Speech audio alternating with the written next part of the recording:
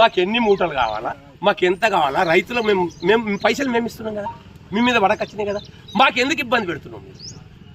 మీరు నా వ్యవస్థ రైతులకు ఎందుకు ఇబ్బంది పెడుతున్నారు? 4 పెట్టిన పైసలు 10 మూటలు పెట్టినా మేము ఇస్తాం కదా పైసలు. మరి మీరేం కొట్టున్నారు తీయడానికి?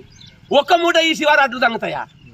మరి మేము లొల్లి పెడితే మేము లొల్లి పెట్టారు, తాళం వేస్తే తాళం వేసిందని అడిగి మీరు చేసే పనులు ఇట్లా.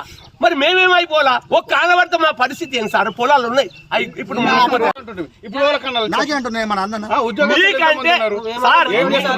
నీకంటే ఇక్కడ ఏం రావాలి? నువ్వు వచ్చి ఇక్కడ అందుబాటులో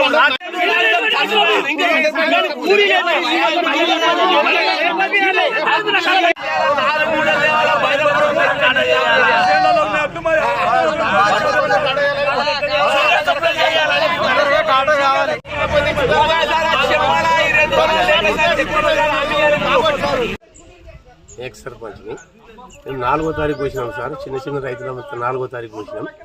మాకంటే వెనకకీళ్ళు కోసిన వాళ్ళే పెడుతున్నారు సార్, పెద్ద కూతురు పెడుతున్నారు. మా పెట్టకొచ్చి మరి సొసైటీలో అడిగితే అందుబాటులో సెక్రటరీ గారు లేరు. మరి మా రైతు అడిగితేనేమో ఏం అడిగితేనే నేను పెట్టని చెప్తున్నాను. మరి బయట ఏమైనా కమిషన్ తీసుకొని పెడుతున్నారా? మీరు ఎట్లా పెడుతున్నారు? మాకెందుకు పెట్టకొచ్చారు?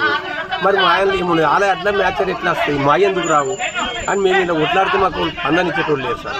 ఆయన సంచులకు ఆయనకు బతులాడి సంచులు తీసుకుపోతే కూడా పెట్టకొచ్చారు.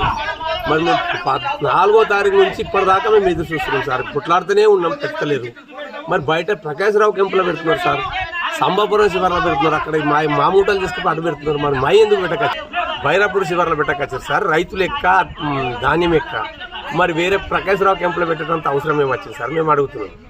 ఆయన పెళ్ళి ఉన్నదని మా పెట్టంటే కూడా ఆయన కంటే ఎక్కడికెళ్ళి కోసిన 2 రైతులే పెట్టారు. మరి పెద్దోళ్ళు మరి అయినా పెట్టలేదు. ఆయన అడితే మేము పెట్టమంటున్నాం. మరి ఏనాటి ఆయన మరి ఎందుకు అంటున్నారు అవి? మరి మీ వెనక ఏమున్నదని మేము అందరం రైతులం ఆవేదన చెందుతున్నాం సార్. ఆయన ఫోన్ లేపడే రాలేదు. ఎవరు సెక్రటరీ ఇప్పుడు అందుబాటులో లేడు. చెప్పండి తడిసిపోతాయని మేము పోయిన